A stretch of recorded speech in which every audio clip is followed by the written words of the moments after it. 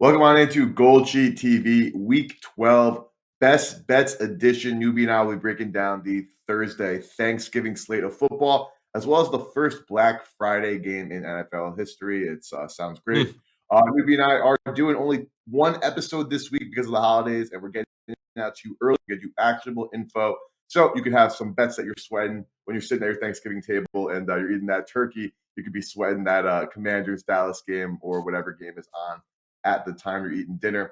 But without further ado, newbie, let's just get right into it. We have a 3-game slate on Thursday, a 1-game individual matchup on Friday, all divisional games, which is always interesting. But starting off with the Packers and the Lions in Detroit, the Thanksgiving tradition in the NFL, the Lions hosting a game. Right now, Detroit laying 7.5 across the board, and a total sitting pretty split, some 46.5 all the way down to 45.5. So pretty split market early in this Monday morning. Talk to me, newbie. Where's your head at in a Packers-Lions matchup, the second of the season between these two teams?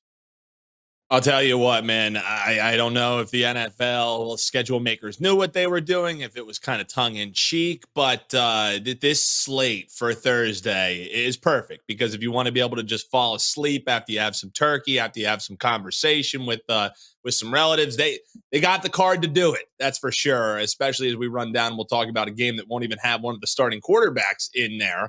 But yeah, man, this game, 7.5 is what we're looking at here. And for me, both of these teams kind of coming off lackluster performances. While they both got the win, Green Bay, they went outright as a dog. That was a play that, we kind of danced around potentially having. Why the hell is the Chargers laying points on the road? That came out to be true because of a drop pass. But the Lions, in their case, they needed to come from behind against the team who just gets Justin Fields back in. I think maybe there was a bit of a letdown look ahead spot there, albeit it was impressive comeback. When you have to come back to beat the Bears, it's hard for me to say, oh my God, what a win there. So for me, it has more to do with, was Green Bay's win them finally coming alive a little bit, or is that just what happens when you play against this Chargers team? You can move the ball a little bit better. And then when push comes to shove in a one-score game, you know what's going to happen with the Chargers. Get a case of the dropsies. We might be talking about something different here on a Monday morning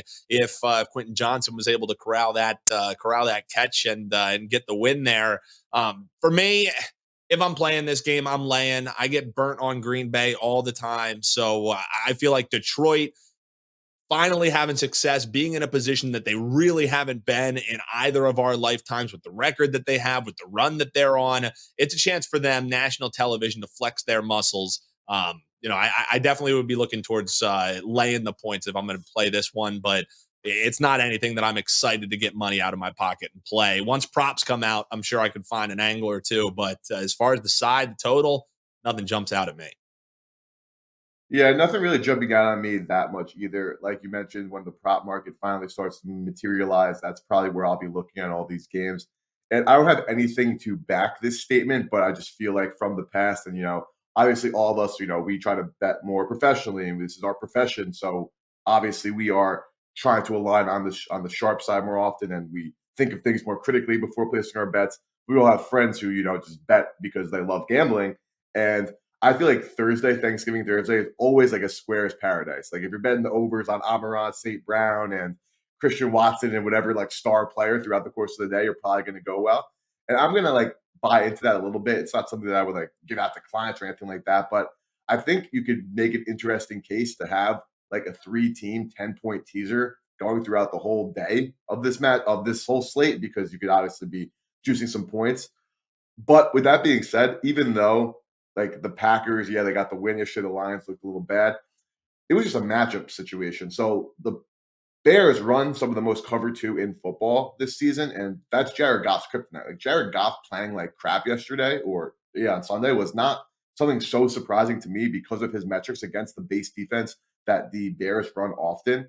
And on the other hand, Justin Herbert also struggles against his own defense. He's much better against man, and that's what the Green Bay Packers run a lot of. So, yes, there were a lot of drops and a lot of situations where the game probably should have still went to the Chargers, but they did what the Chargers do and blow that game. So, again, looking at this game, if you want to look at some stats, like these teams, they post games, they're 5-5 straight up on their last 10. head to head, but Detroit is 8-2 against the spread in those games. Those games were 6-4 to the under. But Green Bay is 2-11 against the spread in their last 13 games against Detroit, and 0-5 against the spread in their last 5 games in Detroit. And of course, most of those were Aaron Rodgers, and of course, we have Jordan Love now. But at the same time, the Lions' pass defense has been suspect the last couple of weeks, while the Green Bay Packers, Jordan Love, when he's not getting pressured, is looking better. I mean, he did get pressured a lot the first time these two teams played in Lambeau. I gun to head, if I had to pick a side, newbie, I would pick the over here, but I would definitely be targeting props on Amon-Ra, St. Brown, and co. The Packers are pretty good at defending the middle of the field, which is where they like to operate, but I just don't see how the Lions' offense at home. The Packers' run is actually terrible, so maybe we look a little bit more toward Montgomery and Gibbs here. But I actually see a good chance, newbie, of points being scored in this matchup. Yeah, I'm with you. And if you even just look back to the last time they played, we had 54 points that were scored. I also think it's kind of interesting. How often do you see both divisional matchups being games that were played on Thursday? That was a primetime game that they played. And it was a Thursday night football game. So usually you get one Thursday. I just thought, anecdotally, that was something that was pretty cool. But I could definitely see points being scored as well because, yes, the Packers did play the Chargers last weekend, but there were some things to be excited about. Jordan Love starting to push the ball downfield a little bit more. Now, I do worry about the health of Aaron Jones. It looks like he's going to have a delayed absence here, but with what Detroit's able to do and stuff in the run as well, I think probably the better way to attack it is going through the air. So yeah, maybe a Christian Watson longest reception could be a prop that you could be looking at, but I'm with you. I'm on Ra. Once these props come out, that's a guy who I'm going to try and ISO in on. If we get a good number on total receptions, if we get a good number on yardage, that's definitely something I would be interested in. Maybe even a little sprinkle if we think points are going to happen on an anytime touchdown for one of those guys. Yeah, this is in this first matchup against these two teams. The Detroit Lions ran the football over 40 times in that game. David Montgomery had 32 carries for 121 yards. Gibbs added 8, and then Khalif Raymond even got a carry for 40 yards in that matchup. So definitely look for the Lions to continue to try to ground and pound the football. But I think that there's a lot of avenues for explosive plays because the Lions defense, pass defense, has not been great as of late, and Jordan Love at least looks comfortable. That's the one thing. Maybe he misses there, doesn't look he doesn't connect on some passes you think he should connect on, but he doesn't stop slinging the football. So good mentality to have, and that could definitely convert into points on Thursday. But let's move on to the second game of the day. The Washington Commanders headed into Dallas take on the Cowboys. Right now, Washington, 11-point dogs on the road. Total 48.5 at most shops, 147.5 out there that I see at a well-known, widely available book. So if you like the over, you might have to make some moves quickly. Commanders, I don't want to. I mean, I knew that they were not covering the spread. Maybe they could have won that game on Sunday. Dallas, they make me have egg on my face. I thought maybe it'd be a letdown spot for them. No, they're going to Carolina and steamroll the Panthers. But newbie, commies, Dallas. We always talk about Dallas, being in letdown spots in certain times, and I would like to beat up on bad teams, and Washington certainly is a bad team. But is 11 points too many, or how are you looking to bet this one?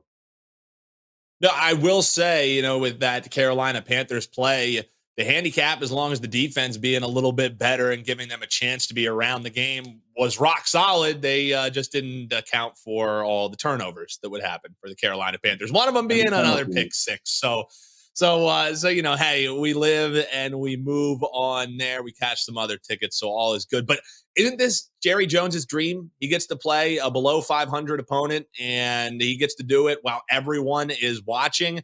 That's what the Dallas Cowboys like to do. Under 500, bad football teams, they will run the score up. They love flexing muscle, and they love flexing muscle when everybody's watching. So another game. I mean, it's a chalky Thanksgiving day for me. But if I'm playing this game, I'm laying the 11 with Dallas.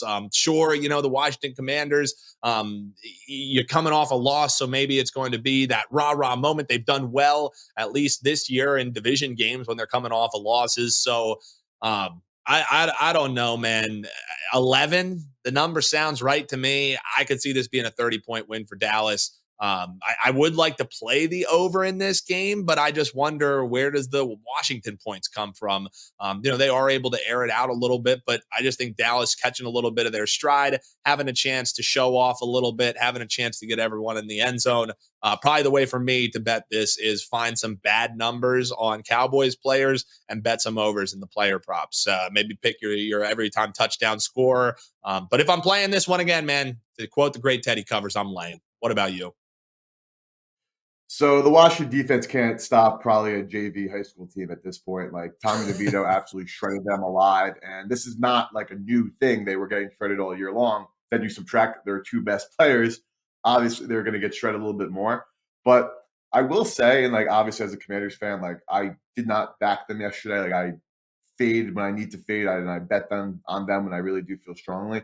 But yes, Dallas is at home, but still, like this is still a similar situation to last week that points to the Panthers. Now, not all the things translate because a lot of it was predicated on like situations with a home underdog, which Carolina was. Washington, of course, on the road now. But still, when Dallas is coming off a 20-point win, the dog is still now, including yesterday's loss, or Dallas is winning against the spread.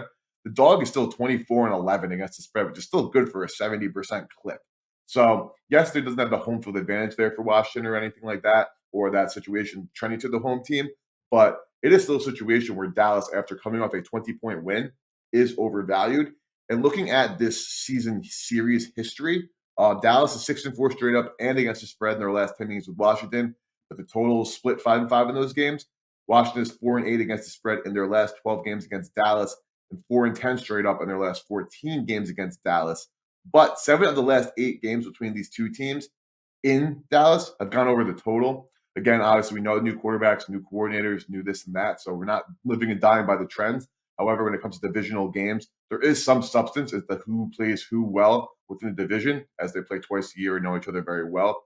So if I had to play this game, newbie, I would be on like that square wave. I said maybe doing a 10-point teaser, minus 120 odds. DraftKings has that. Yeah. And I'd be looking to get this game over a 37, which would make it obvious. Take that 47 down to 37. If I get 11 and a half, Washington plus 21 and a half, I would definitely look at. Like, I know Dallas destroys a bad team. Washington is a bad team. But Ron Rivera as an underdog, that is where he strides as a head coach. He's well above 500 as an underdog. And Dallas coming off big wins. Opponents cover a 70% clip. And Washington, they are never a team that you want to bet as a favorite, a la last week. Team you want to back as a dog. So this is like a gun to head if I'm giving out an opinion.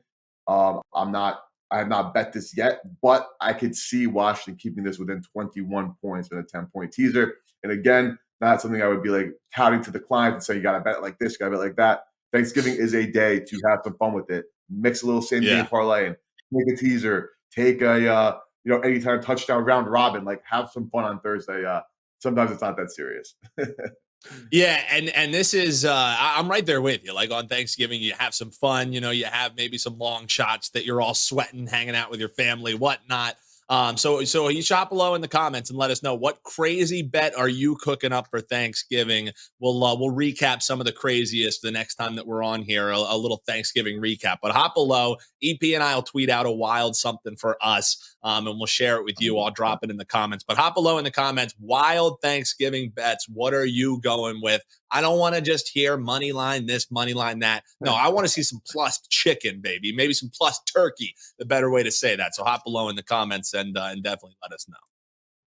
And like Newbie said, follow us on Twitter. You can find Newbie at Newbie Talks on Twitter and myself at Slime Action. I'll definitely be posting at least one fun plus 1,000 at least parlay for Thanksgiving. Yeah, because baby. Thanksgiving day to have some good time and not looking for the positive EV all the time. Sometimes you got to take it a step back. But let's go to the last game on the slate again. Another divisional matchup. The Niners headed to Seattle. The San Francisco 49ers taking care of business at home against the Buccaneers. And the Seattle Seahawks crumbling in defeat to the Los Angeles Rams, missing that field goal. Long field goal, albeit, but had a chance to come and win that game. And right now, total sitting at 43.5, 42.5, depending where you look. So not expecting a ton of offense right now. And the Niners are laying 7 on the road. I'm just going to start and say, Newbie, before anything, just from what I know about the National Football League, and obviously you learn things, and there are times where you have to obviously take matchups into consideration, but there are like overarching trends and situations that make sense.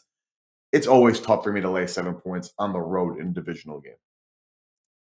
Yeah, I'm with you. The only part that makes me maybe say, hey, just eat the chalk in this one is you're probably not going to have Kenneth Walker III on a short week. You very well likely will not have Geno Smith on a short week. So am I really looking forward to Drew Lock facing off against the defense who seems to be coming alive a little bit now that they're getting a little more healthy? Also, as long as I just check when I'm trying to bet San Francisco 49ers games, I go to the injury report, I see if Debo Smith is on it, and then I make my case for how not to make me bet on the 49ers. I mean, Brock Purdy, when he is in, as much as guff as I give him, when he has his full complement of weapons, you see what he's able to do in yesterday's game against the Tampa Bay Buccaneers.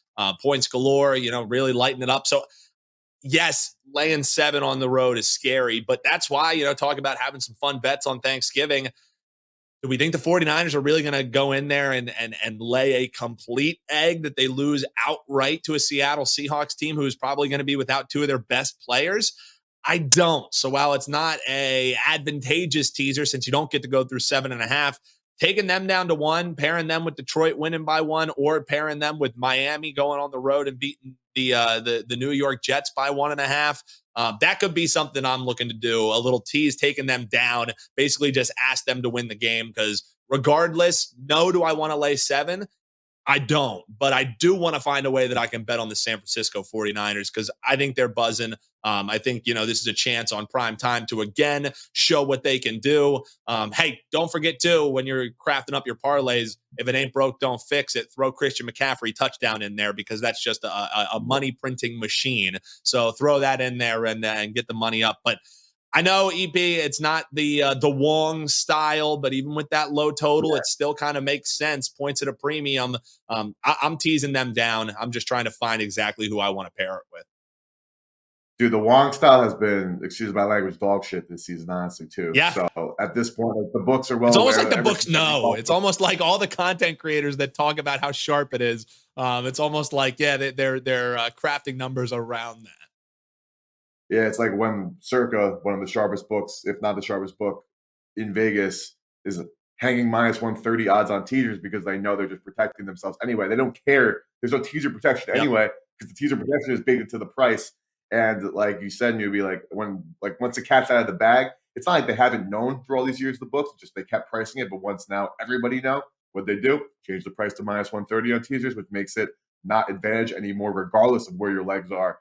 And the situation where the lower totals being where you target, because it makes sense. There's less points expected to be scored, so having more points in your back pocket makes more sense. Hasn't been the case. We've seen so many situations where just one team will win 20-3 in those kind of games because the other team total's so low because that team sucks. So the offense is incapable of scoring points. So just some food for thought is like, obviously, again, when the cat's out of the bag, it's everything has changed. And also, that was written and the book was created with all the numbers leading up to it before they moved the extra points back. So everything has been different anyway in the first place. So just putting that out there for the Wong teasers, obviously not saying it's not a thing or anything like that, but take everything with a grain of salt. Moving on back to this game, though, Yep. you're right about the Drew Lock thing. However, like, it could be a good situation for Seattle, right? Like, they like this kid. Like, they traded for him. They have kept him around. Like, there was debate about him beating out Geno in the potential spot last year for the starting spot. So, like, they clearly have at least some hope and trust in him. And anytime a quarterback is coming in with no tape on him, like, yes, they have some tape from the second half, but like that's not enough. Mm-hmm. Those teams do overperform expectations because the other team does not know exactly what to expect. And the team now has a full week of practice with Locke, taking first team reps, shortening the playbook as much as possible, making his life as easy as possible. So that also points me a little bit toward, maybe the Seahawks being a little bit undervalued. Then you look at the history between these two teams, obviously divisional opponents. 5-5 straight up in the last 10 matchups, but the Niners are 6-4 against the spread. Those games have gone 6-3-1 to the over. The 49ers are 4-2 against the spread in their last 6 games against Seattle, but they're only 5-15 straight up in their last 20 games against Seattle, including just 2-10 straight up in their last 12 games in Seattle. So take whatever you want from that. Obviously, Brock Purdy has not been around for all that, nor has Geno Smith. But Pete Carroll and Kyle Shanahan have been around for a good amount of those last couple of things. And then again, you have the trend with a quarterback coming off of no, not no rest, but no tape being shown. That is a situation that generally proposes value on the team. So on the opposing team, because the market overreacts to that. So I'm not even sure I'm going to get there on a teaser leg with the 49ers. I think if anything, Mm. it would just be a straight up pass on it. I obviously see why you would want to buck these trends and back this team. But we're also talking about Brock Purdy. He had an amazing matchup last week. The Buccaneers play a ton of zone defense and blitz a ton. Brock Purdy is amazing against zone defense and has been great against the blitz. So Hmm. stylistically, that's why he looked really good. But matchup wise, history has said, maybe Sean McVay, excuse me, Pete Carroll has Kyle Shanahan's number potentially here. True. That's definitely something. That's So, definitely something to look at. And I think the one thing that's the wild card is the Purdy aspect of all of this, because I think yeah, you make a good point that as far as schematically things go, maybe it isn't the greatest matchup. I just, with how San Francisco's playing, with how tight that top of the NFC is going to be, I would be shocked to see a letdown even on the road on a holiday game. So that's why it just makes sense to take them down for me. yeah, no, definitely. I'm not going to argue against kind of getting the teaser like there because if I'm not sitting here betting Seattle on the money line, but who knows? It's Thanksgiving, maybe we'll get a little creative and a little bit crazy there. But moving on, Black Friday, I'm actually so hyped for this movie that we have a game on Yeah, Friday. Like I that is love that. absolutely awesome, absolutely awesome, and it's going to be on Prime Video. If you guys don't watch the Prime Vision broadcast, I highly recommend it. They have more like over the field views, and they Mhm. have like advanced stats on the screen, and they highlight who's open, who's blitzing, and things like that. Love it, 10 out of 10. The digression aside, we have the Miami Dolphins headed to New York to take on the Jets. Miami laying 7.5, 8, depending where you look. Total low 41, 41.5, which makes sense with this New York Jets offense. Miami barely beating the Raiders in that matchup, which I'm not going to overreact to. It was kind of like a sleepy spot. And this was a situation where the entire world was laying it with Miami. So I knew that the Raiders were probably going to cover. I had nothing to do with this game. But once I heard every single talking head talking about, oh, Miami destroys bad teams at home. They're going to cover 11. They're going to cover 12. They're going to cover 14.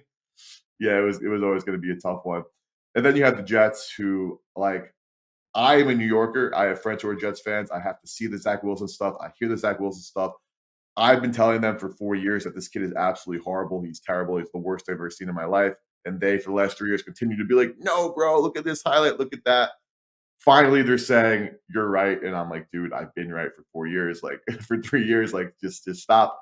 But he might not play this weekend, newbie. So, what do you expect to see from the Jets if there is no Wilson, and if there is Wilson, right? Like you gotta just tease Miami down, right?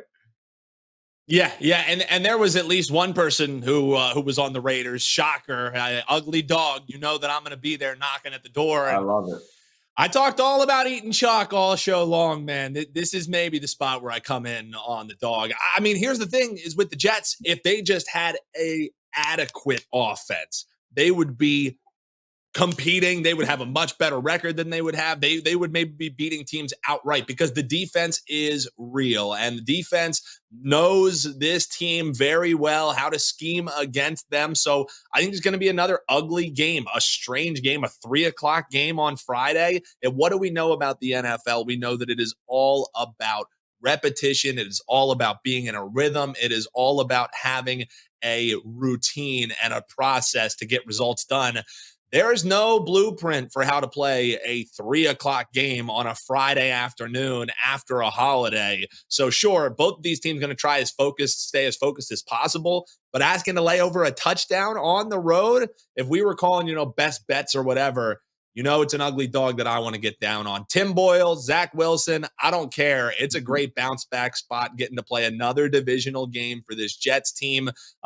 Give me that touchdown and the hook. That's a no-brainer play for me. If we were talking best bets, my best bet would be going with the Jets on Friday afternoon. Jets, Jets. Why not make my stomach sick after gorging myself on Thursday betting on the New York Giants or So I Jets? took a Excuse me. I took a page out of your playbook with the ugly dog on Sunday with the Panthers and exploded in my Oof. face. So I have want nothing to do with ugly dogs for the remainder of the 2023 season. But just going back, so I'm not going to really dispute many of those things. I think the Jets defense though is overrated simply because they're not that great on the ground. And Miami, this ground attack can be amazing. You know, Fair. Achane went in quickly, then was out, but it's also obviously short sale with Mike McDaniel, but Miami has the Jets number. Miami's 8-2 straight up and against the spread in their last 10 meetings with the Jets. Games going 7-3 to the under. Miami 5-1 straight up in their last 6 games against the Jets, and 5 of the last 6 against the games against the Jets on the road have gone under. So another matchup that makes sense in terms of the point spread and the total. Like it's a low total, and um, thing is, like, I just don't think that there's anything real about the New York Jets. I don't think, like, you mentioned that, like, okay, if the Jets had an adequate offense, they'd probably be in the playoff mix, like actually in the playoffs on the outside looking in. I don't buy it because I think you could say that with so many teams. Like if you had the Commanders' True. offense the way they're playing this year and the Commanders' defense the way they were playing last year, with the schedule Washington's played this year, Washington should be like a 7-4 team, like genuinely. The Miami Dolphins, even if their defense played as well as it has the last couple of weeks in the beginning of the season, they could have maybe picked up a win against the Birds earlier in the year or another team they lost to, and so on and so forth, right? So I'm not going to say all the blame is on Zach Wilson. Like he's absolutely abysmal. I can't believe people ever thought for a second he Mm. wasn't because he is. The defense, like this, they can cover and do some things. I don't think that they're that amazing. Like Josh Allen, like I know that they had short fields, that the Bills' offense is great, but like they absolutely just destroyed them yesterday. Like it was not even close. And I think Miami Yep. has that same capability on offense. Like we're talking about from an EPA and success rate perspective. Buffalo 1-3, Miami 3-2, right? So I don't see. I want nothing to do with the Jets. I will be having Miami in any teaser that I have. It would be, I guess, pretty Jets the way that they work because the Jets, I feel like, are a team that always kind of like screw you in the back because like they will Yep. win the games they're not supposed to win and lose the games they are supposed to win. But that's not enough to get me there because I think Miami, the winner of all the injuries so far in the AFC has been Miami because they have been Mhm. injured to start the season and now are healthy, minus Achane, which, like, again, it's a running back. Like, Mostert is just as good or at least can do just as well. So I'm all Dolphins here on the money line. And obviously, I'm not laying the money line price, but they will be in a teaser, and I'll probably have something fun with a anytime touchdown parlay or something going with the Miami Dolphins, newbie. Yeah, it's all about for this edition the wild bets. I think the slate tells it itself. We just wanted to get you ready for some Thanksgiving games, a little action for the Prime Friday for Black Friday. So the lack of full action I think is reflective on just how ass this card is. Let's be real. This is like the conversation that you get stuck in with your uncle that nobody wants to have, where you're just like, you get stuck on the wrong side of the table at Thanksgiving and you're talking to everyone you don't want to talk to. That's this slate of games. But hopefully, we at least got you ready to bet it. Definitely hop below in the comments and let us know how you're going to be betting these ones. Because even with a booty cheek slate, we can still have some fun, man. Yeah, let us know. Hopefully, you're with your family. Hopefully you're eating good, and hopefully, you can cash some tickets. Don't overthink these games. Like, obviously, if you do have an edge and your numbers show an edge on one of these, sides totals, like, albeit, place you really units on it, and good luck on those bets. But if you are looking to just have some fun, you don't have a serious edge on these games. Nothing wrong with asking CeeDee Lamb to score a touchdown and maybe Brad Robinson too in the same game. Now we're talking. But that'll do it for us today. We will see you guys next week. Best of luck with your bets on Thanksgiving and this weekend. And follow Newbie and I on Twitter at Newbie Talks and at Slime Ashton because I'll definitely be tweeting some other props I play in games for Sunday. Newbie will be as well. And look out for some fun parlays that him and I will be dropping because we're here to have some fun sometimes. So thank you guys for tuning in. Best of luck, and we'll see you guys next time.